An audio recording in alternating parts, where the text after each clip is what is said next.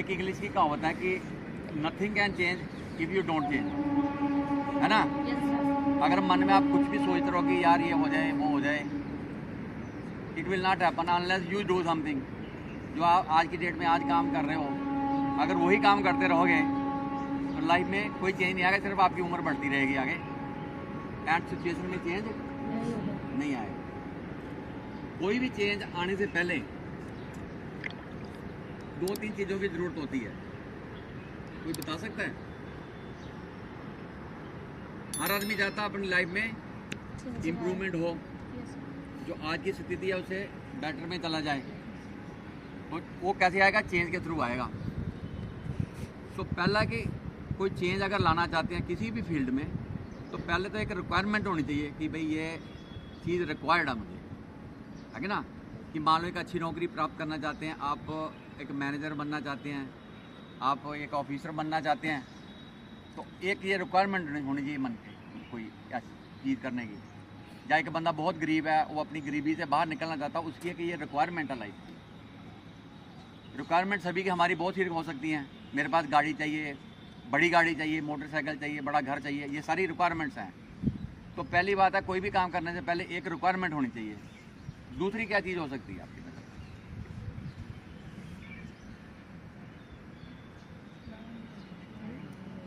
Will power होनी चाहिए yes sir. कि भाई मैं कोई इच्छा में है काम, मेरे को कोई रिक्वायरमेंट है, तो मेरे पास वो काम करने की क्षमता विल पावर भी होनी चाहिए, यस सर। क्षमता होनी चाहिए, यस सर। है ना। आज की डेट में मान लो मैं सोचूँ कि नहीं मुझे आज पायलट बनना चाहिए, तो फिर मैं गलत सोच रहा हूँ कि मैं आज की डेट में उस कैपेसिटी में नहीं हूँ। तो सही वक्त होना चाहिए काम का, हार्ड वर्क की एक जज्बा होना चाहिए, और सबसे इम्पोर्टेंट है लगन होनी चाहिए। Yes sir.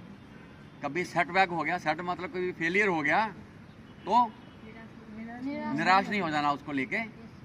थोड़ा रेस्ट करो, अपने आप को रीओरिएंट करो और फिर उसमें लग जाओ। यस कोई भी आदमी है एक ही दिन में पहाड़ नहीं चढ़ सकता, सर। पर अगर वो थोड़ी थोड़ी थोड़ी प्रैक्टिस करेगा तो वो पक्का चढ़ जाएगा। आप चाहते हैं कि भाई मेरी इंग्लिश स्पीकिंग जो है बहुत अच्छी होनी चाहिए। आपको कोई बात करने से पहले हिचकिचाहट होती है ना कि यार मैं ये वर्ड का क्या मतलब है, इसे कैसे बोला जाता है। तो हम कई दफ़ा करते हैं वो फिर उसको इंग्लिश में नहीं बोलते, है ना। कोई हिंदी में भी कई ऐसे वर्ड हैं जो हमें नहीं होते, तो फिर हम कोई और वर्ड ढूंढते हैं उसके साथ का मिलता जुलता। तो मैं इंग्लिश को इसलिए बोल रहा हूँ कि हालांकि हिंदी हमारी राष्ट्रभाषा है, उसमें भी काम होता है, पर अगर आपने अच्छी जॉब प्राप्त करनी है, फॉरेन कंट्री में कहीं जाना है या बड़े ऑफिसर बनना है, तो सिर्फ हिंदी से काम नहीं चलेगा। बेसिक रिक्वायरमेंट है इंग्लिश की। Yes sir. तो इंग्लिश सीखना कोई अपराध तो है नहीं। No sir. किसी ने बोला कि आप इंग्लिश सीख लोगे तो अंग्रेज बन जाओगे, तो आपके देशद्रोह का मामला चल जाएगा, नो सर। वैसा तो नहीं है ना। No sir. तो बेसिक रिक्वायरमेंट है कि आप में इंग्लिश समझने की और बोलने की क्षमता होनी चाहिए। वो उसके लिए आपको थोड़ा थोड़ा एफर्ट करना है। इसके बजाय कि आप ये सोचते रहेंगे यार मैं तो रूरल बैकग्राउंड से था, मेरे माँ बाप ने अच्छे स्कूल में मुझे डाला नहीं, मुझे स्टार्टिंग में कुछ पता ही नहीं था। आप तो फिर भी काफ़ी लकी हो कि आपका पहली क्लास से आपको अंग्रेजी सिखानी शुरू कर देते हैं, ABCD। जब हमारा ज़माना था तो छठी क्लास से हमने जाके अंग्रेजी सीखी, ABC। पर उसमें बड़ा फ़र्क होता है। जो बच्चा छोटा हो तो धीरे धीरे सीखता है, जो छठी क्लास का बच्चा वो एकदम ही सीख लेता है, समझे बात। पर ये सब कुछ ऑटोमेटिकली नहीं होता है, दूसरे से कहने से नहीं होता है। ये खुद चेंज आपने लानी है अपने में, फ्लुएंट इंग्लिश बोलने की। तो आप दिहाड़ी का 1-2 लफ्ज़ नया सीखें। आपके पास सभी के पास मोबाइल है, यस सर। इसके बीच में आप डिक्शनरी डाउनलोड करें प्ले स्टोर से जाके, आप वर्ड का लिखें उसके अंदर में, अपने आप ही वो बताता, वो कैसे बोलना वो बोल के भी बताती है, उसका क्या मतलब है वो भी बताती है। हमारे ज़माने में जो था ही नहीं है, हमारे ज़माने में डिक्शनरी होती थी। डिक्शनरी बाप कितने रुपए की लेके देता था उस टाइम पे? 50 रुपये से ज़्यादा खर्चा नहीं होगा। तो डिक्शनरी हमने अभी भी संभाल के रखी हुई है। कब स्कूलिंग की थी, अभी भी डिक्शनरी है हमारे पास में, हमने अच्छी तरह से जोड़ के रखा हुआ है as a memory, old memory. खोल के निकालते कभी देखते हैं कि भाई हमने इससे अंग्रेजी सीखी है। तो आपके पास में वो भी सुविधा तो है ही है, मोबाइल की सुविधा है, इसका बेटर यूज़ करो, इसको खोलो, डिक्शनरी देखो, पढ़ते पढ़ते बहुत ही चीज़ें लफ्ज़ मिलते हैं जिसका आपको मीनिंग पता नहीं होता, उसे कैसे बोलना है वो भी पता नहीं होता, लोग गलत बोलते हैं कुछ, उसका प्रोनाउंसिएशन, उसको पढ़ो और दिहाड़ी के 1-2 लफ्ज़ नए सीखो, अपने आप ही पता चल जाएगा। एक किताब आती है रैपिडेक्स इंग्लिश स्पीकिंग किताब, वो बहुत ही अच्छी किताब है, मतलब अल्टीमेट किताब है अंग्रेजी बोलने की, उसको आप पढ़ें। रेन एंड मार्टिन वाली जो किताब है वो काफ़ी हाई स्टैंडर्ड की है, उसमें आपको समझ में थोड़ा सा, उसमें बहुत ज़्यादा बुद्धि लगानी पड़ती है, पर आप पहले हम छोटी छोटी इससे सीख लें। मान लो रैपिडेक्स इंग्लिश स्पीकिंग कोर्स हो गया, या आप खुद का इम्प्रूवमेंट करते हो, या इसमें आर्टिकल आता उसे पढ़ते हो, तो वो आपकी काफ़ी हेल्प करेगा। तो ये पार्ट हो गया कि आपको इंग्लिश आ गई, सीख लिया आपने, पढ़ने सीख लिया और आपको समझ भी आती है, आप फिर बोलने की भी प्रैक्टिस करें, पर वो बेवकूफ़ों वाली हरकतें नहीं करनी। वो क्या हरकत हो सकती है इंग्लिश को लेकर, कि जब आप अपने माँ बाप के साथ में कम्युनिकेट करें तो उनके साथ अंग्रेजी बोलने का है मतलब कोई? या गांव में जाके कहीं बारात में गए हो जहाँ पे दाल भात के चल रहा, वहाँ पे अंग्रेजी बोलने लग जाओ तो क्या अच्छा लगेगा? You have to adjust yourself. कौन से एनवायरनमेंट में बैठे हो, कैसे लोग हैं वहाँ पे, उस भाषा में बात करो।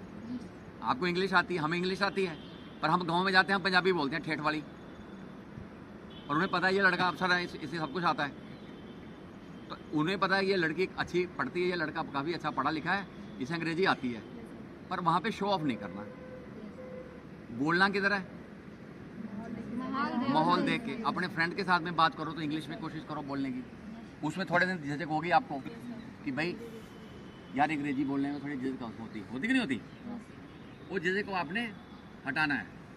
जब आप कम्युनिकेट करते हो, मान लो अपनी हिंदी भाषा बोलते हैं आप, तो उसमें इंग्लिश बोलो, बीच में इंग्लिश फिर हिंदी के वर्ड्स का इस्तेमाल करो, फिर धीरे धीरे उसको इंग्लिश में बोलो, कोशिश करो। तो जो तुम्हारा मजाक ना उड़ाए उसके साथ में इंग्लिश में बात करो। कई बेवकूफ़ होते हैं कि दूसरे ने बोल दिया उसका मजाक उड़ाते हैं। मैं कॉलेज स्कूल की बातें कर रहा हूँ, करते हैं ना ऐसे, बड़ा अंग्रेज बन रहा, पर आप फ्लुएंट इंग्लिश बोलो, आदमी खुद ही धराशायी हो जाएगा, है ना। अगर आप टूटी फूटी बोलने की कोशिश करोगे तो आपको हिचक होगी, दूसरा आपका मजाक भी उड़ा सकता है, पर आपने एकदम बढ़िया वाला अंग्रेजी बोल दिया, अपने आप ही धराशायी हो गया वो अगला बंदा। आपने बढ़िया सा डांस कर दिया, कोई माई का लाल बोल नहीं सकता कि ऐसे ही कर दिया फटीचर काम। आपने बढ़िया सा सॉन्ग गा दिया रिदम में, तो कोई बोल सकता है कि ये रॉन्ग परफॉर्मेंस है? सो आपका जो खुद का परफॉर्मेंस है वो आप प्रूफ इस चीज़ का है कि आप में क्षमता है, तो क्षमता को डेवलप किया जा सकता है। कोई भी माँ के पेट से सीख के आता है? यहीं आपने सीखा, आपने चलना सीखा, खाना सीखा, पढ़ना सीखा। अब क्या रिक्वायरमेंट अभी आगे? मेहनत की, लगन की, कि मुझे किस डायरेक्शन में जाना है। आपकी लाइफ में आप इतने बच्चे हैं, कंपटीशन बहुत है, पर उसमें से ज़्यादातर बच्चे बेवकूफ़ हैं जो अपना टाइम किस पे वेस्ट करते हैं? फ़ोन पे, मोबाइल पे, इस चीज़ पे, इस पे लगे रहते हैं सारा दिन ही, और एंड रिजल्ट क्या हो जाता है? कुछ भी नहीं, जीरो। मैं सारा दिन मोबाइल लेके इसकी सेटिंग चेंज करता रहूँ, व्हाट्सएप पे लगा रहा हूँ, जब 2-4 की फ़ोटो देख ली, फेसबुक खोल लिया, और कोई देख लिया, इधर उसका यूट्यूब देख लिया, तो एंड में अगर आप वो फ्रूटफुल काम कर रहे हैं तो ठीक है, अगर आप टाइम वेस्ट कर रहे हैं तो टाइम वेस्ट कर दिया आपने, और अपना जो अपना काम करना था ढंग का वो आपने किया नहीं। तो इस चीज़ को आप अवॉइड करें, इसका डाटा बंद रखें कि भाई ऐसी कौन सी दुनिया में चीज़ है जो कि 2 मिनट किसी का फ़ोन अटेंड नहीं करोगे तो वो दुनिया उलट से पुलट हो जाएगी, कुछ नहीं होगा। आप कई लोग बच्चे कई मोबाइल नहीं लेके आए हुए, तो क्या ज़िंदगी में कुछ परिवर्तन आया? यही परिवर्तन आया कि आपने उसके बिना रहना सीख लिया। तो आपकी वजह से कहीं दुनिया में भूचाल आया? क्या अमेरिका ने अटैक कर दिया कि अफगानिस्तान के ऊपर में? या किसी घर में खाना बनना बंद हुआ? तो फिर आपको खाना मिल रहा टाइम से बिना मोबाइल के? तो फिर अब उसकी किसकी इतनी खास जरूरत क्या कि 24 घंटे से पकड़ के रखा जाए? यूज इट, मतलब आपको टेक्नोलॉजी का पता होना चाहिए, but you must use it for useful purpose. इसको आपने बेहूदगी के काम के लिए इस्तेमाल नहीं करना चाहिए। नहीं करना है, समझा? Yes sir. जो आपकी डिस्ट्रैक्शन है, डिस्ट्रैक्शन जो आपको बाधाएं आती हैं, उनको आइडेंटिफाई करें अपनी लाइफ के अंदर में कि भाई मैं मेरे एम में हासिल करने के लिए कौन कौन सी चीज़ें मुझे बाधा डाल रही है, उसको आइडेंटिफाई करें और फिर उसे रिमूव करें। सिंपल बात है कि मान लो कि मुझे कोई लड़का सोचता है कि मुझे आर्मी ज्वाइन करनी है तो मेरी फिजिकल फिटनेस बढ़िया होनी चाहिए, ये उसका एम है। तो उसके लिए आपको उसको सुबह उठना पड़ेगा, दौड़ना पड़ेगा, कोई कसरत करनी पड़ेगी। अगर वो टाइम से उठ जाता है, ये सारे काम कर लेता, तो अपने एम को अचीव करने के लिए डेली थोड़ा कदम बढ़ा रहा है कि नहीं बढ़ा रहा। अगर मान लीजिए कि उसकी आदत है कि यार मैं उठ नहीं पाता सवेरे, कोई खींच के साला उतारे मंजे से तो तब उतरता वो, तो ये बाधा ना उसकी इस एम को अचीव करने में। उसको आपने तोड़ना है। उसका क्या इलाज है? नींद खुद नहीं खुलती तो अलार्म लगाइए, और अलार्म लगा के मोबाइल दूर रखिए कि जब तक नींद खुले ना अच्छी तरह से वो बजता ही रहे, और आपको जाके उठ के बंद करना पड़े। अब बिल्कुल यहाँ पे सराहने के नीचे रख दिया होगा तो जैसे भला आपने स्नूज कर दिया उसे, फिर बजा, फिर स्नूज कर दिया, है ना? ऐसे करते लोग। ये प्रैक्टिकल प्रॉब्लम बता रहा हूँ। हमारा बच्चा भी करता है छोटा, चलो उसको मैं ठीक कर दिया। तो ये आपने इसको ठीक करना है। एक एग्जांपल बताइए। फिर आप मान लीजिए आपका शाम को पढ़ने का टाइम होता है, तो आपके फ्रेंड आ जाते हैं कि भाई फ्रेंड आएगा और बोलेगा कि भाई चल भाई आशीष चलते हैं, आज थोड़ा गम मारते हैं बाहर के वो उधर क्या बोलते हैं चौराहे पे। हमारे गांव में दो ऐसे पुलिया सी है, एक उधर पार्टी बैठ जाती है, एक उधर बैठ जाती है, और वो गेम खेलते रहते हैं। वो मार वो आगे से पकड़ो, ऐसे करते हैं कि नहीं? तो ये ऐसे करते रहते हैं। तो आशीष का फ्रेंड आके बोले कि आशीष चलते हैं यार वहाँ थोड़ी गेम खेलते हैं, पर आपको पता है कि अभी मेरा टाइम है पढ़ाई का। उसे बोले कि नहीं यार मेरा टाइम है पढ़ाई का, मम्मी पापा बहुत गुस्सा होते हैं, अभी भी नहीं, अभी मेरा खेलने का टाइम नहीं है। तो ये आप कैसे बोल पाओगे ये बात उसको? आप उसको रिस्क कर सकते हैं ना कि यार आगे फ्रेंडशिप नहीं रहेगी ऐसे गंदे इंसान के साथ में, तो क्या फर्क पड़ जाएगा लाइफ में? जो आपका टाइम वेस्ट करता है, आपको गलत रास्ते की तरफ ले जा सकता है, तो वो आपका फ्रेंड हो कैसे सकता है? नहीं हो सकता फ्रेंड। आप प्लान बनाइए दिहाड़ी का कि भाई मुझे इतने बजे स्कूल, इतने बजे उठता हूँ, उठ के मुझे इतने से इतने बजे तक कुछ एक्सरसाइज करनी है, फिर मम्मी कुछ पराठा बनाएगी, खा के फिर मुझे कॉलेज जाना है, कॉलेज से पढ़ना है, कॉलेज में जाके ऐसे लटर मस्ती नहीं करनी, इधर घूमना नहीं है, क्लास में जो पढ़ाया जाता है उस पर ध्यान देना है, रिसर्च करनी है उस वर्क के ऊपर में।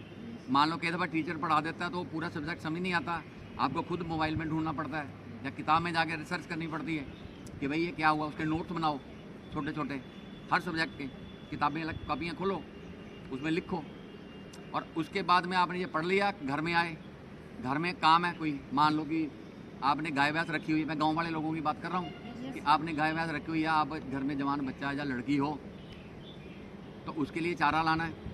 लाते हैं कोई चारा कि नहीं तुम्हारे में?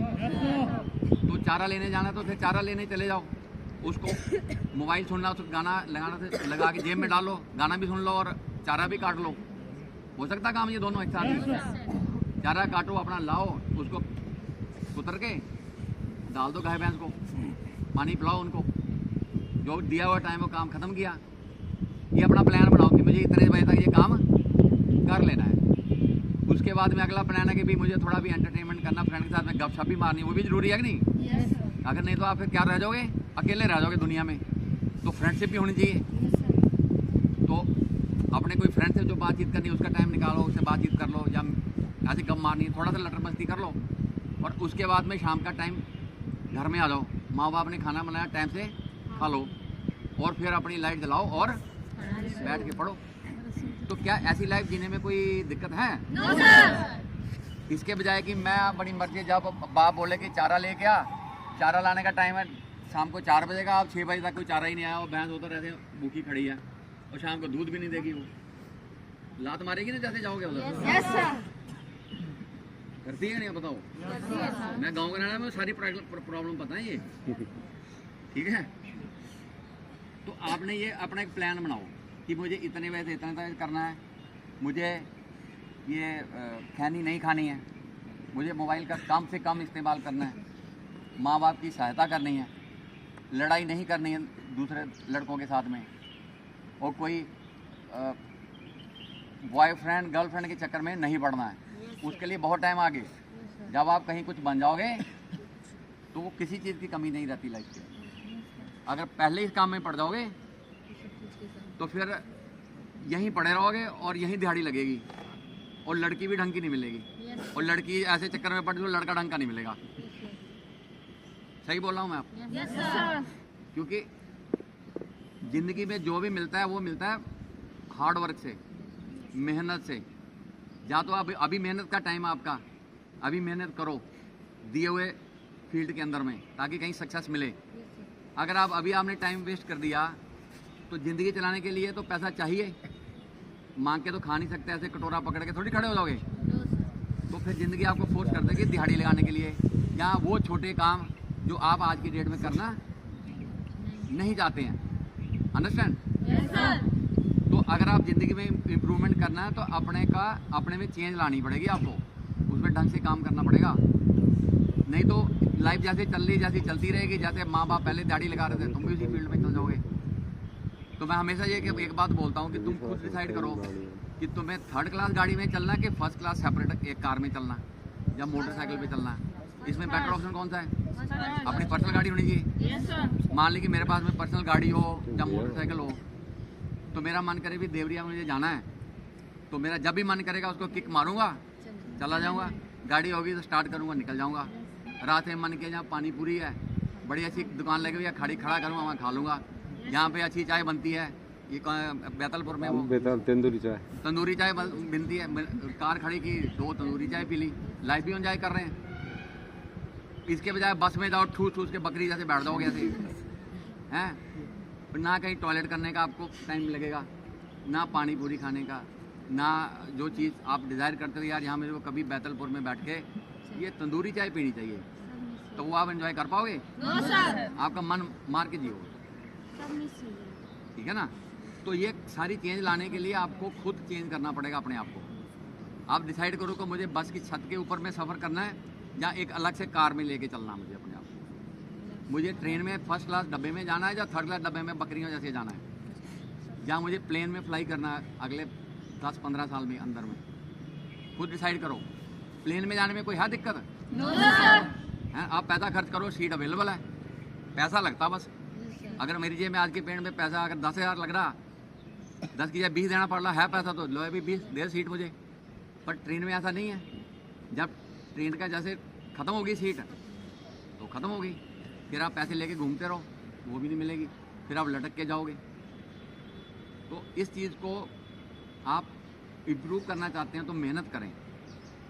जहाँ तक माँ बाप ने आपके ऊपर बहुत पैसा खर्च कर रहे हैं, कर रहे कि नहीं कर रहे? Yes sir. कोई चीज़ आपकी वर्दी, कपड़े, आपकी किताबें, फीस, रोज़ का आना जाना, पॉकेट मनी, मोबाइल, उसका डाटा, खाना पीना, उसका पैसा लगता? Yes sir. वो बरसात तो नहीं हो रही कहीं से? No sir. या फिर गवर्नमेंट की स्कीम के ऊपर में रहने का इरादा है तो बकरी बात है, अलग बात है। No sir. गवर्नमेंट क्या देगी? सड़े हुए चावल, ऐसे ही आएगा बीच में। जो जैसा सरकार देगी वैसा खाना पड़ेगा। 2 रुपये किलो आटा तो फिर कैसा मिलेगा? कभी अच्छा आएगा, फिर कभी ख़राब भी आएगा। सरकार चेंज होगी तो फिर आप कहाँ जाओगे? वैसी सरकार आगे मान लो जो नहीं देती है, तो फिर किधर जाओगे? हो सकता है ये, अगर मेरे पास पैसा हो तो मेरा मन जो करे वो खरीद लूँ जाके, इसकी बजाय कि मैं किसी की रहमत पे जीऊँ। अगर आप खुद इंडिपेंडेंट हो तो आपके घर वाले भी बिहेवियर उसी तरीके से आपको बिहेव करेंगे। अगर आप उन्हीं के पे डिपेंडेंट हो तो आपको उतनी रिस्पेक्ट नहीं मिलेगी। ये बात सच्ची है कि झूठी है? सच्ची है। अगर आप खुद डिपेंडेंट हो भाई माँ बाप के ऊपर में, हर चीज़ एक स्टेज के बाद में, आज आपकी उम्र है कि माँ बाप आपको देने ही पड़ेंगे, आप उनके ऊपर में डिपेंडेंट हो। जब आप 25-30 साल के हो जाओगे, आपकी शादी भी हो जाए जब, तो उसके वक्त में आप अपने माँ बाप से पैसे मांगो किसी छोटे छोटे चीज़ों के लिए, तो क्या आपको वो रिस्पेक्ट करेंगे जो करनी चाहिए? मेरे हिसाब से तो नहीं करेंगे। और बोलेंगे यार अच्छा बच्चा पैदा कर लिया, अभी भी हमारा यही रोटियां तोड़ रहा, बोलेगा कि नहीं बोलेगा? Yes sir. तो उस चीज़ को आपने उससे निकलना बाहर।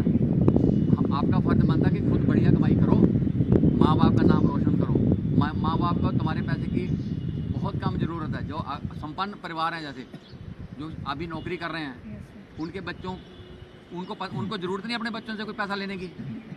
क्यों ना कभी साहब, सही बोला कि नहीं? बिल्कुल सही। आज की डेट में मैं हूँ, SM साहब है, AK साहब हैं, बाकी सर्विस कर रहे हैं जो, इनको अपने बच्चों की तरफ देखने की ज़रूरत नहीं है कि ये मेरी हेल्प करेगा तो मैं तभी मेरी लाइफ चलेगी। सरकार हमें इतना पैसा दे देगी, इतनी पेंशन दे देगी कि हमें हमारी लाइफ अपने आप ही चल जाएगी। हम अपने बच्चों को कुछ पैसा दे सकते हैं, पर अगर हमारे बच्चे सक्षम नहीं हुए, जो आपने अपने आप को सक्षम नहीं किया, तो एटीट्यूड माँ बाप का बदल जाएगा, आपकी रिस्पेक्ट वो नहीं रहेगी। आप अपने आप को लाइफ को एंजॉय कर नहीं पाओगे। आपकी बीवी, आपका हस्बैंड बोलेगा ये कर लेते हैं, आपका पैसा ही नहीं है, क्या करोगे? ठीक है ना? एक इंग्लिश की कहावत है कि money can not by you happiness, neither can poverty. कि पैसे से खुशी नहीं खरीदी जा सकती, तो गरीबी भी खुशी नहीं दे सकती। तो it is better to cry in a Mercedes than on a bicycle. कि कार में बैठ के रो लो, इससे बढ़िया कि आप बाइसाइकिल पे, टूटे हुए बाइसाइकिल पे बैठ के रो। आप अपने को मेहनत करो। अगर आप में खुशी नहीं मिल रही तो आप कम से कम कार में बैठ के तो रो रहे हो, कहीं बाइसाइकिल में बैठ के लोगों को तमाशा तो नहीं दिखा रहे। समझ बात? अपने आप को सक्षम करो। खुशी अगर पैसे से नहीं खरीदी जा सकती तो गरीबी से भी नहीं खरीदी जा सकती। और ये ज़िंदगी का एक्सपीरियंस बताता है कि गरीबी आपको दुख देती है, खुशी नहीं प्रोवाइड करती। पर अगर आपके पास में वेल्थ है, पैसा है, तो हो सकता है आप ऐसी चीज़ें खरीद लो जो आपको खुशी दें, भले ही कुछ टाइम के लिए दें। परमानेंट खुशी हासिल करना तो इंटरनल बात हुई कि आप खुश कैसे रहते हो, पर थोड़े टाइम के लिए आप अपनी डिज़ायर्स को पूरा कर सकते हैं, पर उसके लिए आप पैसा चाहिए। पर गरीब आदमी ये काम नहीं कर सकता, उसे दूसरे के पर देखना पड़ता है। समझाई बात? तो हम लोग किसी भी टॉपिक पे लंबी बात कर सकते हैं, किसी भी मोटिवेशनल चीज़ पे बात की जा सकती है। किताबें पढ़ने का ये फ़ायदा है। प्लान कैसे बनाना है अपना, एक बड़ी ऐसी किताब है 7 habits of highly effective people, वो पढ़ो कभी। उसमें 7 आदतें दी हैं, उसमें 7 आदतें हैं कि जो कि आदमी को एकदम सक्सेसफुल और इफेक्टिव बनाते हैं। उसके बारे में कभी लेक्चर लेंगे, ओनली प्योर उस किताब के ऊपर ही, समझे? और कई किताबें हैं, अच्छी अच्छी किताबें पढ़ो। इसके मिलती हैं, ऑनलाइन मिलता है, 100 रुपये की कई किताबें मिलती हैं, जो अच्छी अच्छी किताबें हैं। वो आपकी सेल्फ इम्प्रूवमेंट के लिए बहुत ही सहायक सिद्ध हो सकती है। ओके? और अभी ये बताओ कि अभी उधर मैंने वैसे लेक्चर दिया था, कितने बच्चों ने मौलिक कर्तव्यों को पढ़ा? कमांडर साहब ने पूछा था ना उस दिन, मौलिक कर्तव्य क्या क्या हैं? कोई बता सकता है? चलो खड़ा होके बताओ। राष्ट्रगीत और राष्ट्रगान का सम्मान करना, जोर से। राष्ट्रगीत और राष्ट्रगान का सम्मान करना, बुजुर्गों का सम्मान करना, पूर्व प्रथाओं जो उसको दूर करना, और वृद्ध महिलाओं का सहयोग करना। वो तो एल्डर में आ गया ना, मुद्दे भी बात पे आते था। अगर कभी देश पर कोई विपत्ति आती है, आह्वान करने पर हमेशा तत्पर रहना। गुड, आगे चल, सही लाइन में चल रहा। सरकारी संपत्तियों का रक्षा करना। ओके,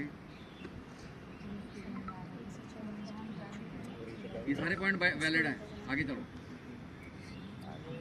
आसपास के सफाई पर ध्यान देना, अपने घर परिवार साफ करना। चलो बैठ जाओ। इसने काफ़ी 4-5 बता दिए। ये मैंने अभी नेट पे देखा, क्योंकि अगर आप अपनी नॉलेज को एनहांस नहीं करते हो, पर किताबें नहीं पढ़ते तो आप भूल जाते हो। हम कोई कॉन्स्टिट्यूशन के एक्सपर्ट नहीं, हम इस पे वास्ता बहुत कम पड़ता है, तो इसको टाइम टू टाइम देखना पड़ता है, तभी याद रहता है। जो उसने पहला बोला कि abide by the constitution and respect national flag and national anthem, मतलब देश के कॉन्स्टिट्यूशन का, फ्लैग का और नेशनल राष्ट्रगीत का सम्मान करना, ये हमारा कर्तव्य है, मौलिक कर्तव्य है। अगला है फ्रीडम स्ट्रगल के जो आइडियल्स हैं उसको फॉलो करना। जो जब फ्रीडम स्ट्रगल हुई थी, उसमें जो बातें बताई गई हैं उसको फॉलो करना। देश की अखंडता और समग्रता को बनाए रखना। ठीक है, ये हमारा कर्तव्य है। और देश की जरूरत मतलब देश की रक्षा करना और जरूरत पड़ने पर सहायता करना, जो पहला पॉइंट दूसरा बोला था उसने।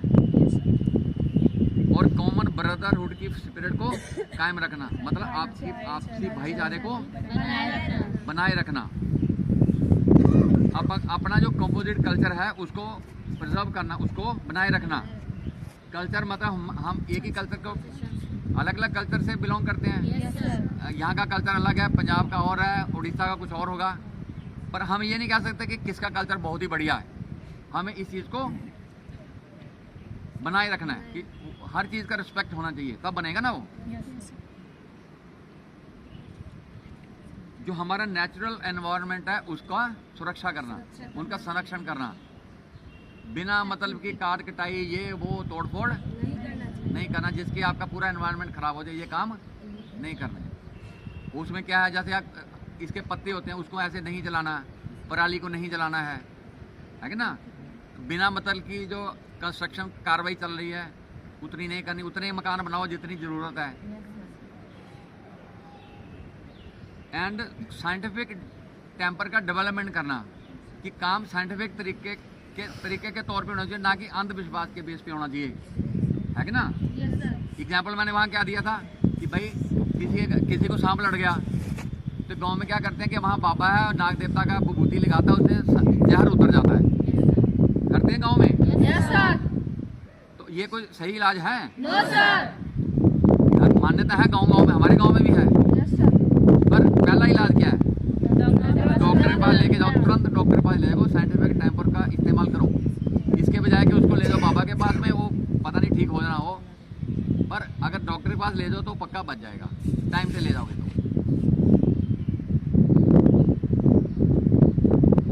और पब्लिक प्रॉपर्टी की सुरक्षा करना, कि अपनी प्रॉपर्टी की कोई तोड़ता जानबूझ के अपनी प्रॉपर्टी को? कोई है बच्चा जो अपना मोबाइल तोड़ के रख दे इधर अब तुरंत एक सेकंड में? पर दूसरे का तोड़ने के लिए आप तोड़ दोगे, कर दोगे कि नहीं? जैसे अभी नकवी साहब ने बोला कि कैमरा तोड़ दिया जी पुराने स्कूल के बच्चों ने, तो ये अपना उन्होंने मौलिक कर्तव्य का इस्तेमाल नहीं किया, गलत काम किया। हमें कोई अधिकार नहीं है कि किसी की प्रॉपर्टी को डैमेज करने का, अपनी प्रॉपर्टी के अलावा किसी को डैमेज करना। मेरी अपनी प्रॉपर्टी है, मैं तोड़ दो यार अपनी प्रॉपर्टी, मन कर रहा तो लगा दो आग उसके अंदर में, कौन पूछा? तुम्हारी है ना वो। पर तुम्हें दूसरे की प्रॉपर्टी पर नजर डालने का कोई अधिकार नहीं, ये तुम्हारा कर्तव्य है कि नहीं डालना। स्ट्राइव फॉर एक्सीलेंस, हमेशा अच्छा काम करने के लिए तत्पर रहना, अपने आप में इम्प्रूवमेंट लाना। जब सिस्टम जो चल रहा है उसे इम्प्रूवमेंट करने की कोशिश करना। जो सिस्टम कहीं लागू हो रखा, अगर उसमें कोई त्रुटि है तो उसे इम्प्रूव करना, या बहुत अच्छा सिस्टम चल रहा है तो उसे चलने देना, ना कि उसमें बाधा डालना। तो हमेशा एक्सीलेंस के लिए तत्पर रहना। ये 10 मौलिक अधिकार पहले थे, उसके बाद में कोई अमेंडमेंट आई बाद में कॉन्स्टिट्यूशन में, तो उन्होंने एक और डाल दी। वो क्या है कि 6 से 14 साल के जो बच्चे हैं, पेरेंट का ये कर्तव्य है कि उनको वो स्कूल में पढ़ाए। ये 11 आपके मौलिक कर्तव्य हैं, तो ये आपको पता होना चाहिए। ये आपका क्वेश्चन आता है इसके अंदर में एनसीसी में, और ये हर साल आता है। और मौलिक अधिकार है वो खुद पढ़ लेना, अधिकार के लिए बंदा खुद देख लेता है, क्योंकि उसके लिए आपके फायदे की बात है। कर्तव्य में क्या कि आपको करना पड़ता है, एफर्ट करना पड़ता है। और इसमें बेसिक डिफरेंस क्या है कर्तव्यों में और अधिकारों में? जो आपके अधिकार हैं वो कॉन्स्टिट्यूशन ने जो दिए हुए हैं, उसको अगर उसका हनन होता है तो आप उस मुद्दे को लेके कोर्ट में जा सकते हो, पर कर्तव्यों को लेके आप कोर्ट में नहीं जा सकते। ये आपके विवेक पे डिपेंड करेगा। अगर आप अच्छे इंसान हो तो ये 11 कर्तव्यों का पालन करोगे, अगर अच्छे इंसान नहीं हो तो नहीं। तो ये मैंने आपका 8-10 नंबर का क्वेश्चन बता दिया है, तो इसको दिमाग में डालना है और इसका नोट बना लेना है, है कि ना। आपने देखो है ना, ये ऐसी चीज़ें हैं, जैसे मैंने बोला कि आपने चार्ट वार्ट लगे हुए हैं, इसकी फ़ोटो खींचो, एक PDF फाइल बना लो और रखो अपने पास में, एक WT की बना लो एक FCBC की बना लो, एक मैप रीडिंग की बना लो। तो ये 4 इनमें से 50% से ज़्यादा तो इसी में से आता सामान है। तो आपके पास में अवेलेबल मोबाइल के अंदर है। आप बरह से आते हुए यहाँ पे भी उसको देख के पढ़ सकते हो, रिफ्रेश कर सकते हो कि नहीं? बहुत से बच्चे जब कहीं एग्जाम देने जाते हैं किताब पढ़ते जाते हैं, हम भी करते थे, क्या यार ये देख लेते हैं, करते हो कि नहीं करते हो? तो कई दफ़ा ऐसा होता है कि जो आपने लास्ट में चीज़ देखी होती है वही आ जाता है क्वेश्चन, और सबसे पहले आप उसी को करते हो। बोला ये अभी ताज़ा इसे भूल जाए पहले, तो पहले उसे करें। तो ये मैंने आपको बता दी है। और आपसे यही है कि अभी आपका कल कोर्स ख़त्म हो जाएगा, इसके बाद में C सर्टिफिकेट का एग्ज़ाम है, उसकी तैयारी करो। फरवरी मार्च में होता है, अब हो जाएगा। पर आपने अपनी जो एकेडमिक्स है ना, उस पर भी ध्यान देना है। एक ही चीज़ को लेकर नहीं चलना कि मैं NCC कर लूँगा तो बहुत तुर्रम खान बन जाऊँगा। NCC आपको हेल्प करेगी, पर आप बेसिक क्या आपका, आप स्टूडेंट हो एकेडमिक्स के, उसको पढ़ें, उसमें टाइम लगाएं, NCC में भी टाइम लगाएं, ये सब्जेक्ट को भी पढ़ें, प्लान बनाएं कि आज मुझे ये 2 किताबें, आज ये 2 सब्जेक्ट पढ़ने हैं, कल ये 2 पढ़ने हैं, परसों 2 पढ़ने हैं।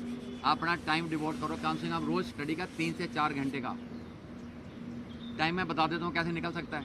कि बंदा जो घर का काम करता है वो 4 से शाम को 4-5 बजे तक फ्री हो जाएगा। उसके बाद में आधा घंटा 1 घंटा निकालो एंटरटेनमेंट का, TV देखना, इधर उधर घूमना, हो गया। 5 बजे के बाद आप घर में आ जाओ, बैठ दो किताब लेके अपने अलग रूम में। माँ बाप को भी बोलेगा कि यहाँ मत पढ़ अभी, he will be more than happy. देखा मेरा बच्चा पढ़ रहा है इधर, उसे बड़ा अच्छा लगेगा। और उस टाइम पे कोई फ्रेंड आता पढ़ने के टाइम पे, उसको बोला कि नहीं यार मैं काम लगा हूँ, मैं अभी नहीं जा सकता, कल बात करेंगे 4 से 5 के बीच में। प्लान बनाओ अपना। तो शाम को 5 या 6 बजे से लेके 4 घंटे बहुत है, तो 10 बजे तक पढ़ो। मना किया किसी ने? तो सोने का टाइम 10 बजे रख लो कि मुझे 10 बजे सो जाना। 10 बजे लेके मोबाइल नहीं लेना हाथ में। फिर आप एक दफ़ा मोबाइल हाथ में लिया तो आपके अगले 2 घंटे गए। तो 10 की बजाय आपका टाइम सोने का हो जाएगा 12 बजे का। तो सुबह आपने फिर जल्दी उठना है, क्योंकि सुबह रनिंग के लिए जाना है, कोई एक्सरसाइज करने जाना है। करते हो कि नहीं करते? नकवी साहब हैं, अच्छी खासी नौकरी लगी हुई है, यहाँ पे लेक्चरर हैं आर्किटेक्ट के, है कि ना? पर इनका रूटीन देख लो, सुबह जल्दी 4:30 बजे उठ के नहा धो के सबसे पहले नमाज़ पढ़ते हैं।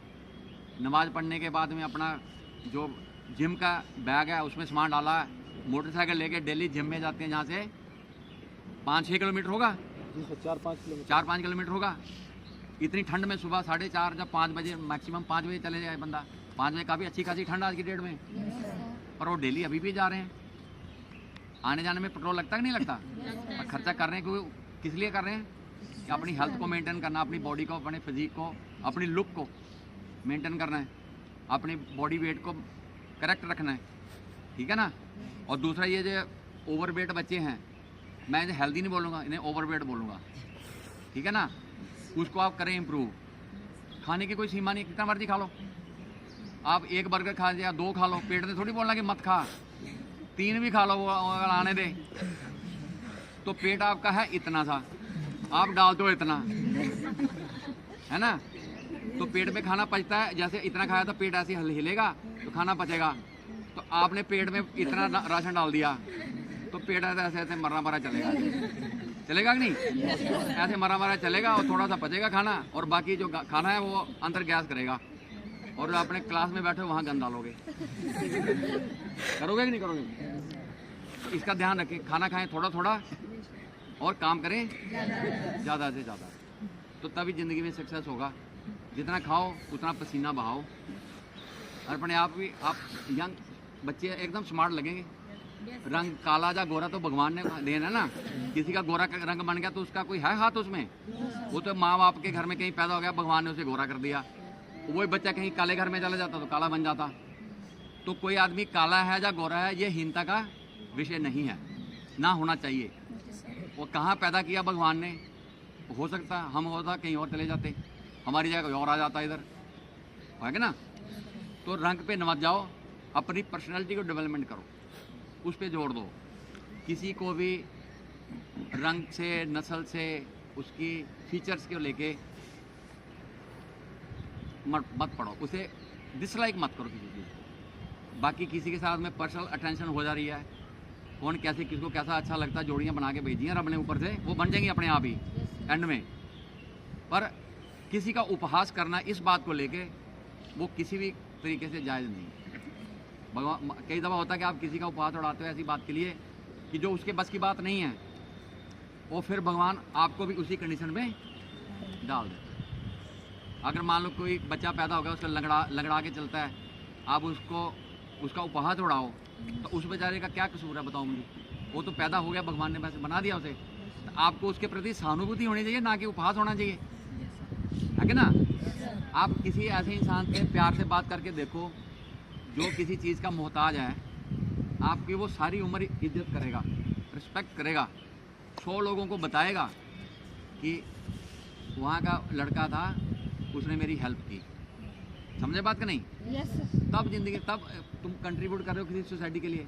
उपहास उड़ा के क्या किसी का कंट्रीब्यूशन कर सकते हो? कुछ भी नहीं। आप तो अपना भी टाइम खराब कर रहे हो, दूसरे को दुखी कर रहे हो। समझे बात नहीं? तो जो इंसिडेंट होती हैं, कोई मान लो कहीं एक्सीडेंट हो गया या ऐसा हो गया, आप हमेशा उसमें हेल्प करें। मैं एक छोटी सी एग्जांपल है, सिर्फ 30 सेकंड की।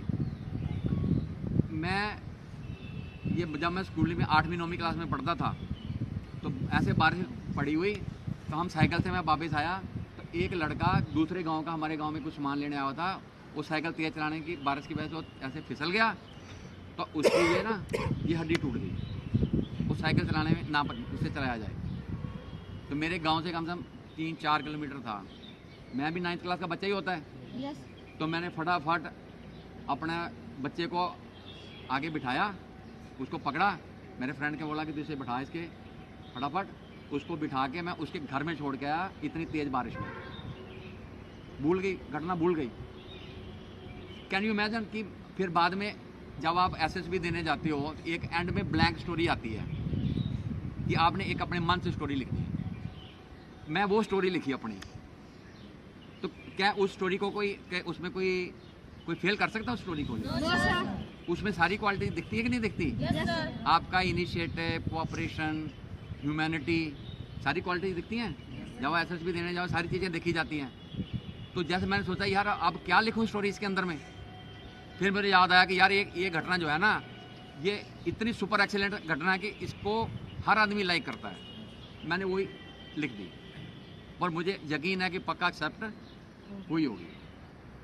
तो ऐसे इंसिडेंट अगर हो जाता है, किसी की हेल्प करो, भगवान आपको देगा उसका ना कहीं उसका फल देगा। और लंबा लेक्चर तो नहीं हो गया ज़्यादा? बोर तो नहीं हो गए? चलो ठीक है, अभी अच्छी काम करने हैं। आपका आज का दिन है, आराम से काटो, आप कोऑपरेशन रखो, प्यार मोहब्बत से बातें करो, और उसके बाद में जाओ। किसी से भीख मत मांगो, रहमत मांगो, अपने पैरों में खुद खड़े हो जाओ। एग्ज़ाम आ रहा है, एग्ज़ाम खुद लिखो, नकल मारने की जरूरत नहीं पड़ेगी। पढ़ लो पहले इतना। आप रनिंग करने जा रहे हो, एग्ज़ाम वो कहीं आर्मी की एनरोलमेंट, आप आ जाओ सबसे आगे 2-3 नंबर में, आपको कौन निकाल देगा? भीख मांगने की उसको ज़रूरत है जो खुद मेहनत जिसने नहीं की।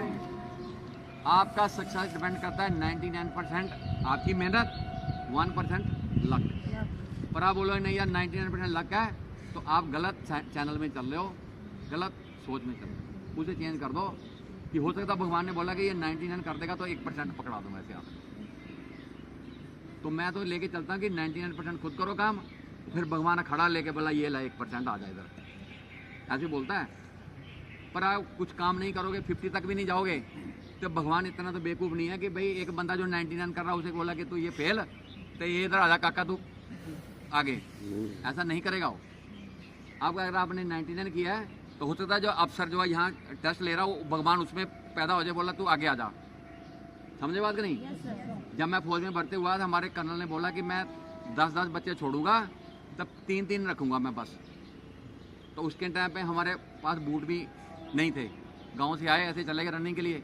तो जैसे हम स्टेडियम में भाग रहे हैं, बोला 4 चक्कर लगाने हैं, जो अगले 3 बच्चे आएंगे वो रख लूँगा। तो हम भागते भागते आए एंड बढ़िया चल रहे, तीसरे नंबर पे चल रहा हूँ, एंड में एक वो कांटा था मेरे पैर में लग गया। जैसे ये फिनिश पॉइंट है, थोड़ा सा पीछे कांटा लग गया। तो जैसे कांटा लगा, आपकी अटेंशन डाइवर्ट हो गई, तो मेरे से एक लड़का आगे निकल गया। मैं उसके सिर्फ इतना पीछे था जितना ये टोपी है, और मैं इधर। और मेरे बाकी बच्चे कम से कम जितना मेरा वो मोटरसाइकिल खड़ा ना इतनी पीछे। तो कर्नल साहब ने देखा कि भाई लड़का देखने में अच्छा तो है, और चौथे नंबर पे मैंने बोला था कि 3 ही लूँगा, तो मैं डिसर्टेंट हो गया। मैं कहा यार इतनी मेहनत की मेरे को लेगा नहीं अभी ये, पर उसने मुझे बोला चल तू भी आ जा। तो वो क्या था मेरा लक था, तो वो है 1%।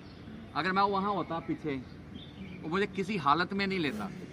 वो बोला कि हाँ 3rd क्लास बंदा है, 3 ले रहे हैं, 3 मैंने बोला था, आ गया 3 मेरे पास में, पर मैं उसके बिल्कुल इमीडिएट साथ में ही था। और जबकि वो देख रहा है कि मैं आगे चल रहा था, पर ये सिर्फ कांटा लगने की वजह से थोड़ा सा पीछे रह गया, और इतना भी पीछे नहीं रह गया कि इसे मैं रिजेक्ट कर दूँ। So that was my luck, that why came to army. होता उसके बाद में मुझे चांस ना मिलता तो मैं आज की डेट में आपको संबोधित नहीं कर रहा होता। So this is 1% luck. तो आप खुद मेहनत करें और किस्मत पे भरोसा कम करें, 1% करें। और बोले कि यार मुझे अंग्रेजी बोलनी है, और उसमें कौन सी लक चाहिए? पढ़ो बैठ के किताबें, सुनो ऑडियो वीडियो, यूट्यूब में सब आते हैं। इंग्लिश चैनल लेडीज पढ़ाती हैं, बड़ा ऐसे बोलना ऐसे बोलना, ये वर्ड इस सिचुएशन के लिए काम आते हैं, पढ़ो उसके लिए। साइंस का कोई सब्जेक्ट समझ नहीं आ रहा, पढ़ो उसके अंदर जाके जो भी आपके सब्जेक्ट है सब है अवेलेबल इसके अंदर। ठीक है, चलो ऑल द बेस्ट, और आराम से रहना, और कल फिर अपने टाइम से चले जाना। Thank you sir.